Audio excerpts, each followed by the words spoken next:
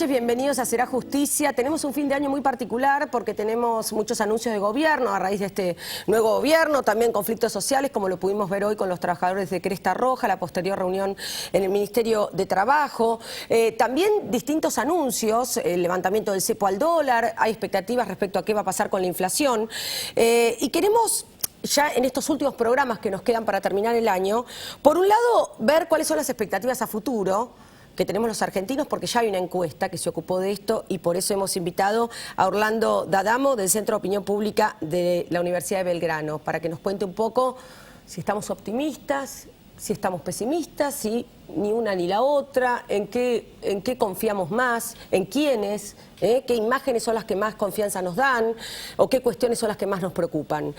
Y por otro lado, invité esta noche a Será Justicia, ya les digo, en el anteúltimo programa del año, a dos escritores, dos pensadores, dos colegas a quienes yo admiro mucho y me interesa escucharlos, que son Norma Morandini, periodista y ex senadora nacional, y también Miguel Viñaski, que está presentando un libro muy interesante que es Crítica de la Razón Populista.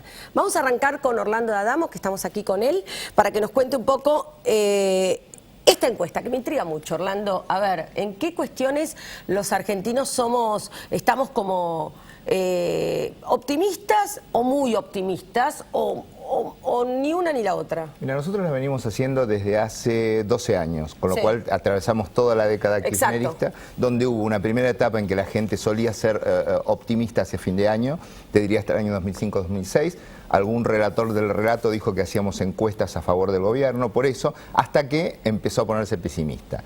Esta encuesta de este año lo que notoriamente marca es un cambio respecto del año pasado, en un viraje a lo que yo denominaría un moderado optimismo. En algunas cuestiones es llamativo, como en el tema de la inseguridad, porque es la primera vez en 8 años que las personas creen que la inseguridad posiblemente disminuya el año que viene. Es decir, bueno, esto es obviamente un apoyo para Ritondo en su gestión en la provincia de Buenos Aires y también para María Eugenia Vidal, que también se lleva a nivel imagen y a nivel expectativas buenas sí, es exactamente. Buenos votos, diríamos, ¿no? Sí, por eso la incluimos específicamente en la encuesta, preguntándole a la gente si creía que iba a poder gestionar y cumplir sus promesas en la provincia, y obtuvo una aprobación de él cerca del 54%. Claro. Es mucho más que los votos que sacó. No, es muchísimo, porque aparte comparado con los otros ítems que tienen que ver con la economía, que tienen que ver con la inflación, que son mucho más moderados. Sí. Yo creo que eso es bueno porque una dosis de realismo siempre mantiene el equilibrio, sí, ¿no? Saber dónde estamos parados, de dónde venimos. Exacto. Y bueno, y un poco hacia dónde vamos. Y no fantasear con cosas que son imposibles. Pero igualmente, comparado con el año anterior, hay más gente que cree que la inflación se va a encarrilar, que el dólar no se va a disparar, y nosotros hicimos una encuesta antes de la salida del cepo, más del 60% consideraba que Macri iba a cumplir con su promesa. Bien, también hay otras preguntas que ustedes, digamos, hicieron respecto a la presidenta después del 10 de diciembre, y por otro lado, ¿hasta dónde se va a contar con la colaboración o no del Partido Justicialista en la gestión de Macri? Bueno, las respuestas ahí son distintas. Con respecto al rol de la presidenta, prácticamente el 80% considera que algún papel importante va a tener en la política y potencialmente la ven como candidata a corto plazo. Solo hay un 20% que dice que lo contrario, que dice que cree que terminó su ciclo político. O sea, hay un 80% que creen que no. En distintas variantes, ¿no? Algunos algo muy activo, otros te contestan que dicen que se va a tomar un par de años de ver las cosas de afuera, conociendo su personalidad. Es difícil hacer un pronóstico, la verdad. Pero lo cierto es que si uno suma todas esas actitudes que la tienen relativamente cerca de lo político, la verdad es que el 80% la ve activa en política, algunos más activas y otros menos. Con respecto al rol del peronismo, están las aguas divididas casi por la mitad. Hay un 40% que dice que el peronismo va a hacer obstruccionismo y hay un 40% que dice que va a colaborar aproximadamente, para no marear a la gente con números, y hay un 20% que no sabe qué es lo que va a pasar. Y con respecto a la economía, ¿qué es lo que se espera en relación a, bueno, el poder adquisitivo, el aumento de sueldos y el aumento de precios también? Sí, en general la gente, digamos, se ve venir, yo diría que se ve venir turbulencia los resultados, lo que es paritarias alcancen como para morigerar el impacto inflacionario, sobre todo que no perdamos de vista que dicen que creen que la inflación se va a frenar en los próximos meses. Claro.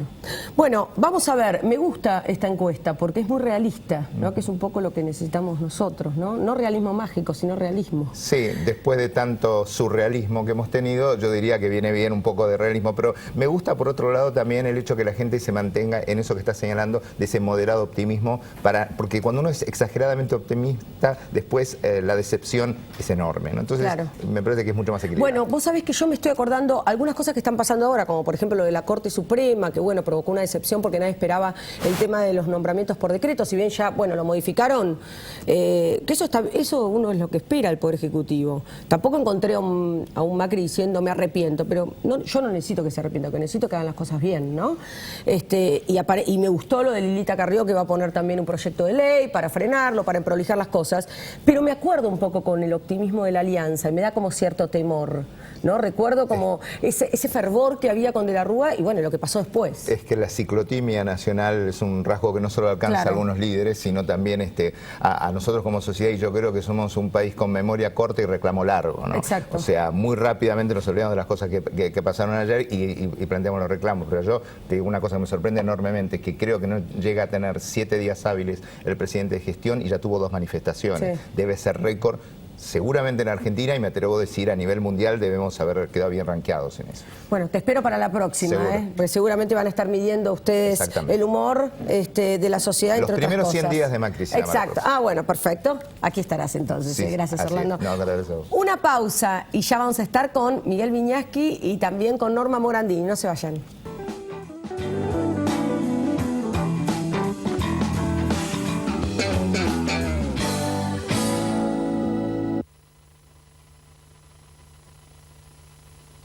Cámbiate a Ospose Integral. Gana tu salud, ganas vos. Ospose Integral. Compromiso médico. El Centro Médico Montserrat, por sus servicios médicos de excelencia en diferentes especialidades, obtuvo la distinción del ITAES, el instituto que acredita garantía de calidad médica. Centro Médico Montserrat, un nivel superior en salud. La corrupción en la administración pública mata, empobrece, denigra, intoxica, desampara, excluye, contamina y nos afecta a todos. Los argentinos, para volver a creer en la política, necesitamos gobiernos transparentes. Para ello es imperioso contar con organismos de control con los instrumentos adecuados y el fundamental respeto de las autoridades. Desde APOC trabajamos todos los días del año para un país justo e igualitario.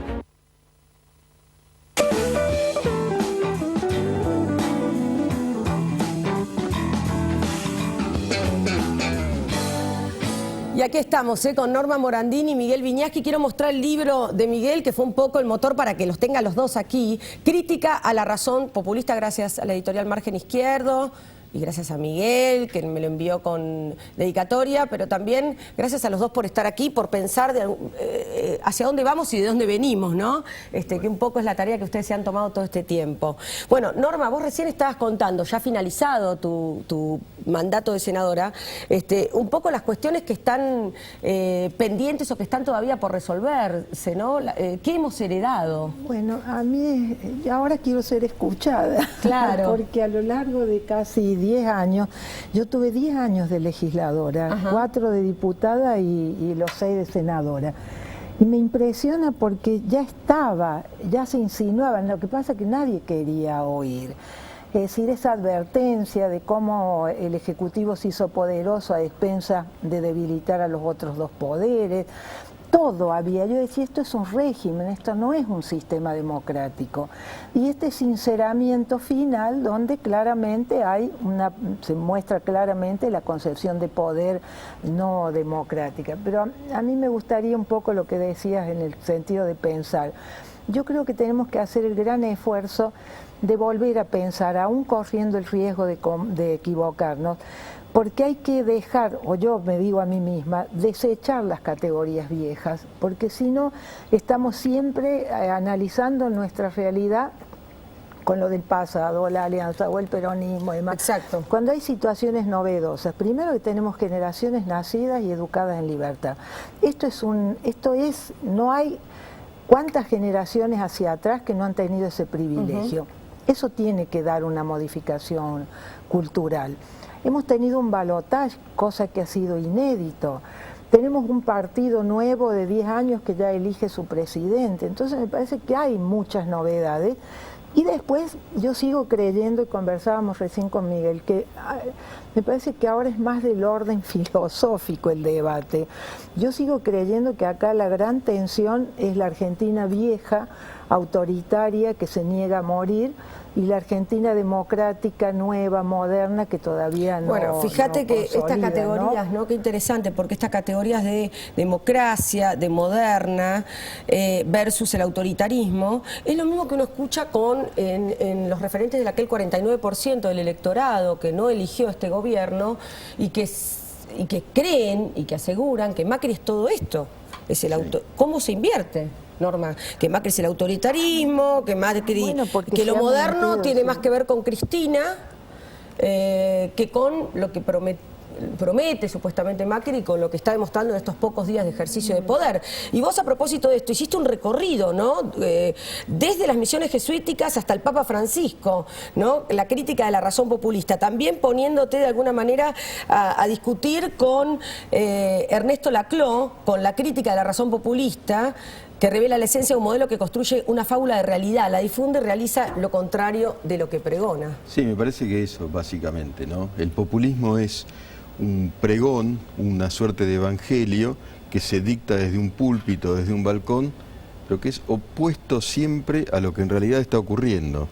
Por eso yo digo, detrás de todas esas palabras, del palabrerío verticalista, del populismo, está la ruta del dinero. Es decir, bueno, claro. Si vos decís que usted es la década ganada, esto es la izquierda, la revolución, y tenemos un altar de los nuevos líderes que nos van a llevar hacia la salvación de toda la sociedad.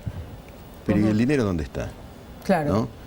Porque hay una verdad que yo creo que todo ese relato, como se lo denomina, esa narrativa, intentó ocultar y que afortunadamente fue desocultado, descubierto. Lo que ha habido es desde el poder una suerte de saqueo sistemático, lo que yo denomino una cleptocracia, es decir, un gobierno en donde el robo es crucial. Y vos, en el recorrido que haces respecto a los distintos populistas a nivel mundial, sí, ¿no? Gobiernos o autoridades o referentes, ¿siempre ves a la corrupción como la esencia del populismo? Sí. No hay populismo sin corrupción, tampoco hay populismo sin antiperiodismo, ¿no? Yo estudié muy específicamente los casos de Venezuela y Argentina. ¿Cómo sería que no hay populismo sin antiperiodismo? Y porque tiene que haber quien atacar, tiene que haber un enemigo. Tiene que haber un enemigo, pero además el periodismo, bien entendido, trata de investigar qué son las cosas que en realidad ocurren, no aquellas que se propagandizan. Claro. Y todo gobierno tiende a propagandizarse. Exacto. ¿No es cierto? Bueno, en este caso fue el énfasis central la propaganda acá, ¿no es cierto? Pero bueno, ni Chávez, ni Correa, ni Evo Morales, cada uno tiene características diferentes. Claro. Ni los Kirchner admitieron la tarea periodística. Es un sistema de agresión notable, ¿no? Pero ¿por qué esa obsesión frente al periodismo? ¿Por qué? ¿No? Porque no es frente a los medios ni a los dueños de los medios. En el fondo, también lo fue, pero en el fondo, creo yo, más profundamente, es un miedo a la investigación periodística. Y fíjate que me parece a mí que la investigación periodística tuvo en el caso de la Argentina algún rol para generar conciencia en la opinión pública. Claro. ¿No? Sí, y me es interesante lo que señala él, porque a mí me parece, yo insisto mucho en el carácter antidemocrático que ha tenido este gobierno. Y lo que más me impresiona es que invocando los derechos humanos se haya cancelado lo que es el corazón de los derechos humanos, que es la libertad de decir, que ya no es la libertad subjetiva de la persona como era en el año 48, sino ha sido ganada por este derecho que tienen las sociedades a ser informadas. Ahora este es un gobierno que desde el inicio sacó del medio a los medios. Por eso te digo, a mí me impresiona como que llegamos tarde, ¿no? Pero aún así me parece que, es decir, yo estoy obsesionada con otros temas, ¿no? ¿Cómo pudo engañarse a la gente con el tema de derechos humanos? Se confundió lo que eran los juicios a los represores con los derechos humanos, que son una cultura de paz, de libertad, de respeto al otro. Y es tan interesante, todos los países que han tenido cuentas pendientes con el pasado, llámese España o Alemania, les han salido impostores. Conocerás el caso de Cercas, el impostor, el hombre que dice que ha sido sobreviviente. El libro de Javier Cercas. El libro que existió, el hombre que narra una historia. Que él ha sido sobreviviente, le dan premios en el Parlamento, es referente de derechos humanos. Un sobreviviente del Holocausto y no lo era. No lo es. Y en Alemania pasó lo mismo. Qué impresionante. Entonces me pregunto, porque a mí siempre me impresionó que una persona con sacar un cuadro de la pared, cuando hay que dejar el cuadro para que las nuevas generaciones sepan quién fue Videla. Entonces digo, ¿cómo puede ser que se inaugure un compromiso con los derechos humanos con un gesto de tirar un cuadro? Yo padecí otros gestos. Cuando Kirchner fue a Córdoba, que entramos por primera vez a La Perla, con el corazón estrujado, porque cuando se ha sufrido uno no insulta. A mí me sirve mucho como medida eso. Vos vas con tu florcita, que no te vea nadie llorar. Y Kirchner gritaba como enloquecido, asesino, asesino. Yo me acuerdo del sentimiento con el que salimos de ahí. Yo sentí que me estaban invadiendo mi dolor de todos los que habíamos ido casi con una flor, porque era la primera vez que se abría La Perla. Entonces yo he sido muy sensible a esto. Esto es algo que me impresiona mucho, cómo, es decir, tanta gente cree que hay compromiso con los derechos humanos. Ha habido compromiso en los juicios, pero eso fue de los tres poderes, no ha sido mérito de nadie. Ahora, que vos decís... ¿Cómo se puede engañar? ¿Qué impostura que se hable de derechos humanos y no se sepa qué es la libertad, qué es el respeto, qué es la prensa? A mí hay algo que siempre me deja pensando, ¿no? Cada vez que puedo aseverar algo, que es que inmediatamente después de que yo diga cómo se puede engañar a alguien con los derechos humanos, inmediatamente hay una persona del otro lado de la pantalla que está diciendo cómo te pueden engañar a vos con la promesa de un país diferente, porque el camino era este. Y eso y gente muy inteligente, gente con la que hemos compartido, no sé, qué digo, colegas, es difícil el diálogo, políticos. Es muy difícil el diálogo. No es gente que uno ha subestimado nunca. ¿Por qué es difícil el diálogo? Porque hay dos conceptos de democracia. Yo lo que empiezo a ver claramente que acá hay un sector que es antidemocrático. No reconoce el triunfo de las elecciones, no juega el juego democrático. Se aprovechan de las instituciones de la democracia, que es ganar una banca, ya sea en el Senado o en la o en diputado, pero después no juegan el juego democrático. Entonces, yo digo, qué deshonestidad, muchachos, que no le dicen ustedes la verdad. Claramente, digan, no creemos en la democracia. Y entonces vas a seguir ahí indagando y vas a ver que hay una concepción de poder que se cree solo en el poder, y por eso la corrupción es la consecuencia primera, ¿no? Miguel, a esto que decía Norma recién, con lo de la persuasión, digamos, a los militantes de derechos humanos, que con sacar un cuadro, bueno, logran el apoyo. Yo también lo que pienso es hasta dónde ahí, vos que te metiste con el tema de la ruta del dinero, etcétera, no hay cierta financiación también que vino acompañado de todo esto. Definitivamente. Como pasó con los directores de cine también, artistas. Claro, desdichadamente se hizo un negocio de todo, y periodistas, un negocio de todo. ¿No?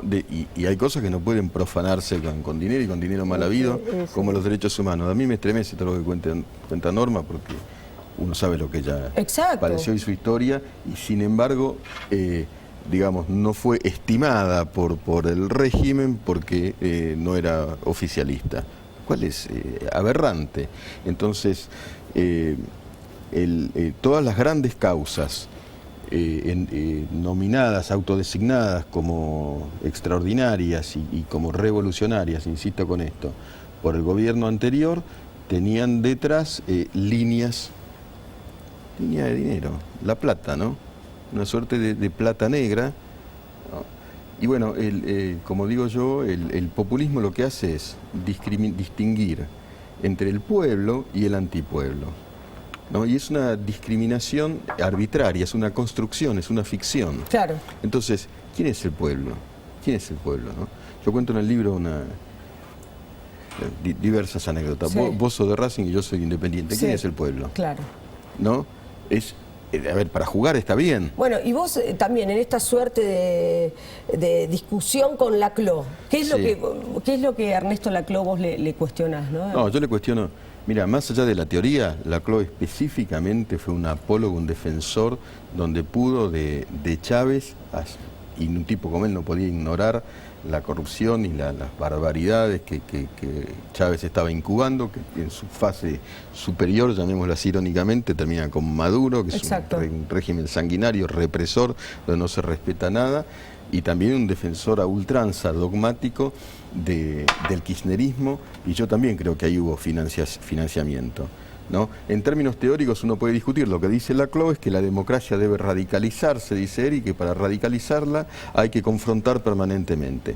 En fin, para mí me resulta muy difícil de sostener, eso es una teoría que viene de antaño, pero digo, no es la teoría, es lo que jugó Laclau en términos de política concreta. Sí, porque bueno, no, yo me acuerdo de mi época de facultad, ¿no? En la UBA, que, cuando leíamos Laclau con Caletti, que falleció hace poco, y yo esperaba todo lo contrario, porque Laclau fue el que de alguna manera nos enseñó lo que era el concepto del significante vacío y cómo se utilizaban esos emblemas, por ejemplo, del peronismo en pos de otras causas, o de la B corta o lo que fue. ¿Qué significa eso? Esto, claro, ¿no? Como cuestionando o haciéndote mirar de qué manera podía haber una manipulación. Hacía una descripción y terminó esa descripción utilizándose para legitimar un sistema que, yo insisto, no lo quisimos ver, ¿no? Entonces me parece interesante que haya un moderado optimismo, porque siempre llegamos tarde y como llegamos tarde tenemos culpa, y entonces como tenemos culpa no queremos ver lo que hemos apoyado, celebramos el advenimiento de la democracia pero no lloramos la humillación de una guerra perdida.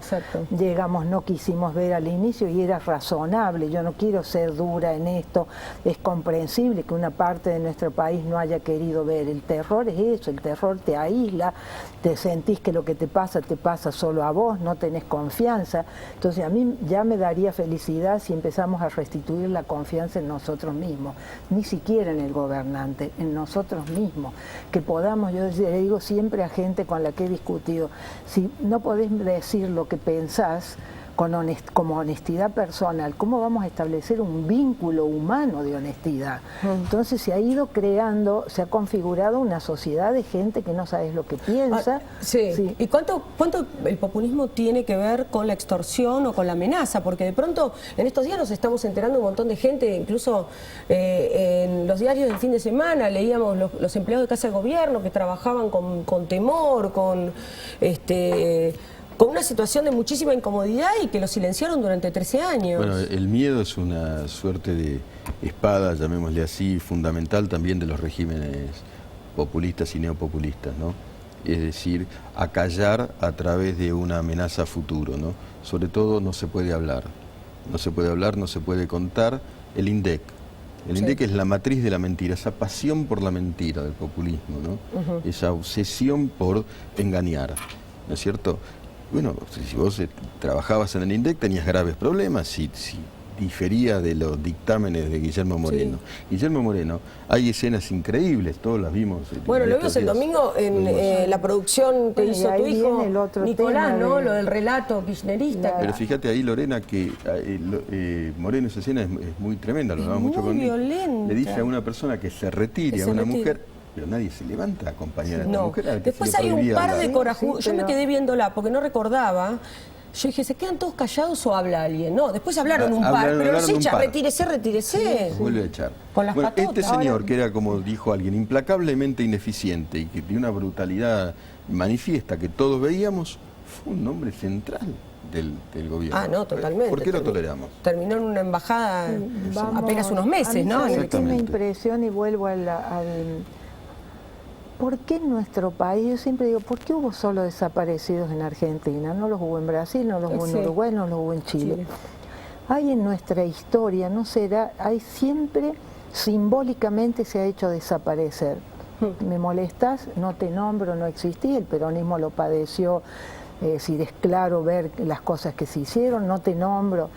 pero que en el siglo XXI, y ahí vuelvo yo, porque no se pueden invocar los derechos humanos y después descalificarte personalmente o hacer lo que hizo 678, que nos mataba la reputación. Claro. Porque si vos me dijeras, estamos debatiendo, ser plural, no es que poner un radical, un peronista, decís, todas las miradas que admiten una sociedad las haces jugar en el juego democrático. Esa es la pluralidad. No que alguien te da permiso, no, vos venís, no, uno para justificar que éramos plurales.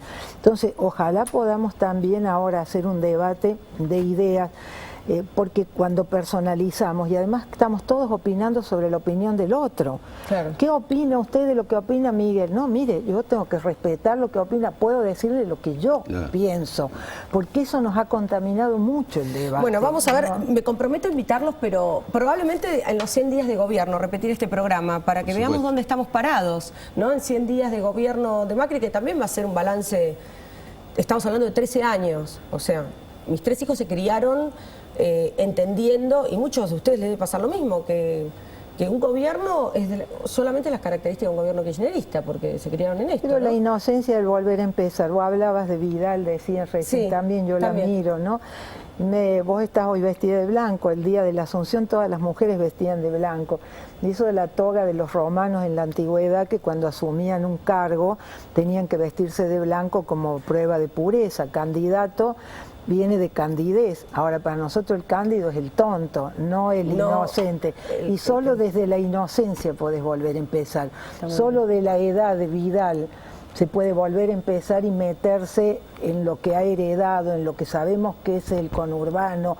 Entonces a mí me maravilla ese corte que empieza a haber con gente inocente, porque no está contaminado con nuestros dolores, nuestras desconfianzas, nuestras categorías. Gracias a ambos por haber estado aquí esta noche. El libro de Miguel con sus comentarios, obviamente con los comentarios del libro, lo tienen en nuestro sitio web, serajusticia.net. Nos volvemos a ver el martes que viene, en el último programa 2015. Nos vemos. Chao.